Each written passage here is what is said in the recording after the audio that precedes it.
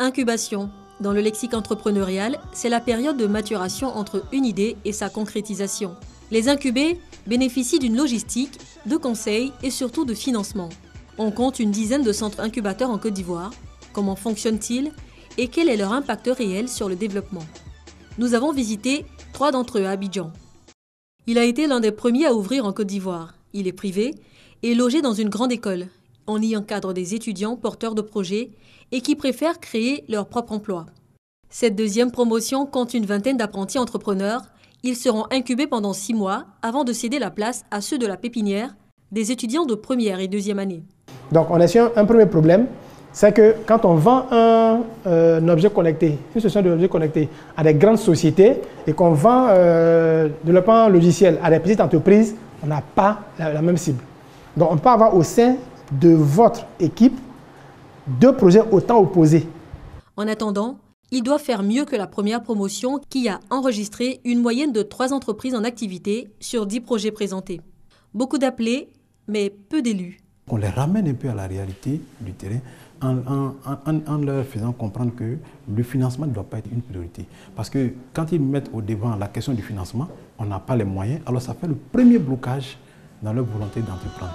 Préciser l'idée, mesurer son utilité et sa faisabilité, et enfin recadrer les besoins. Un filtrage de 6 mois à 1 an qui ne laisse passer que les projets les plus viables, comme celui de Yaya Kamara. Quand est venue l'étape du financement, il s'est tourné vers l'établissement financier partenaire de la grande école. Il a pu obtenir 4 millions de francs CFA pour son projet de production de yaourt. Nous avons très vite perçu que ce centre-là devrait être un creuset pour les jeunes qui ont envie d'entreprendre. C'est un projet gagnant-gagnant. Gagnant pour le jeune qui est passé par le centre et puis gagnant aussi pour nous. Les centres incubateurs, on en trouve aussi dans le public.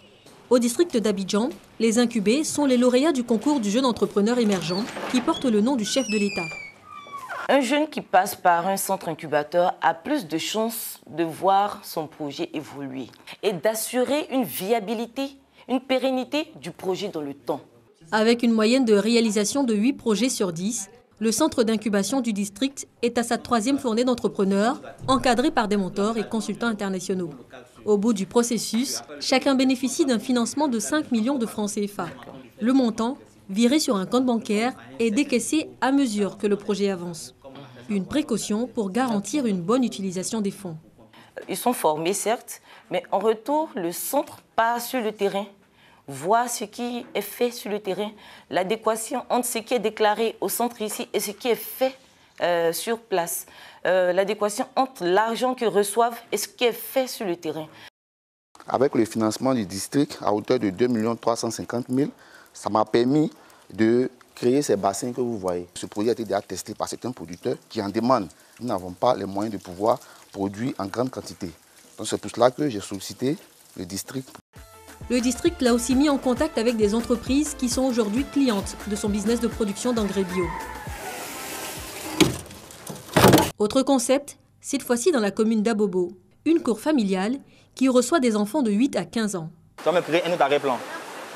On va me créer un arrière-plan. Un arrière-plan, comme si on était dans une maison. À Babilab, les enfants apprennent le codage informatique, l'électronique et la robotique. Avec en outre des activités de recyclage des déchets, Babilab se définit comme un Fab Lab, un laboratoire de fabrication ouvert au public et offrant des outils pour la conception et la réalisation d'objets ou de procédés. Financé initialement sur fonds propres, le laboratoire a bénéficié en 2015 d'une subvention du secrétariat d'État français au numérique. En apprenant à ses enfants le codage informatique, le langage de ce 21e siècle, Babilab veut faire d'eux des contributeurs à l'effervescence technologique de ce siècle. Abobo a très mauvaise réputation, grand banditisme, pas mal de phénomènes sont nés ici.